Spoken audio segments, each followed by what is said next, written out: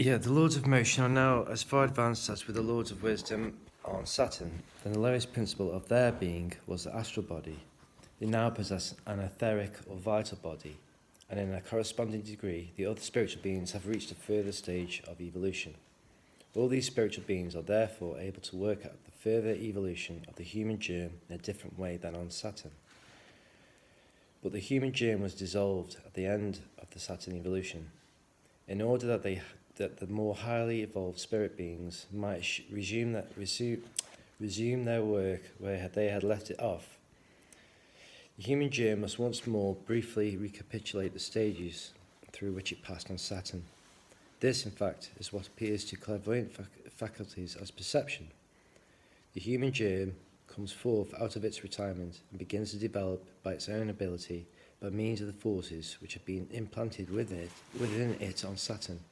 It comes forth out of the darkness as a being of will and assumes the appearance of life, of soul qualities, etc., up to that mechanical manifestation of personality which it possessed at the end of the Saturn evolution.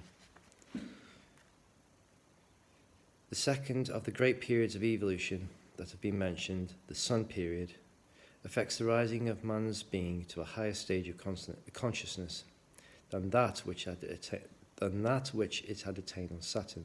Compared with man's present state of consciousness, the Sun condition might certainly be termed unconscious, for it is approximately that condition which contemporary man experiences during absolutely dreamless sleep, or it might be compared to the low degree of consciousness in which our vegetable world now slumbers. For occult science, there is no such thing as unconsciousness, but only different stages, different degrees of consciousness. Everything in the world is conscious. In the course of the Sun evolution, the human being attains a higher degree of consciousness through the incorporation within it of the etheric or vital body. Before this can take place, the Saturn condition must be recapitulated in the manner described above. And this is a similar theme, so we've run to the Sun now, the next evolution is the Moon, and then we're on to where we are now, Earth.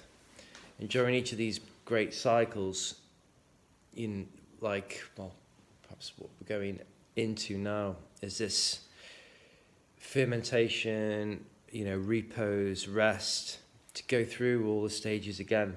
And going through them stages and reflecting on them is reflecting like during the main stages of each of these Saturn, Sun, and Moon, where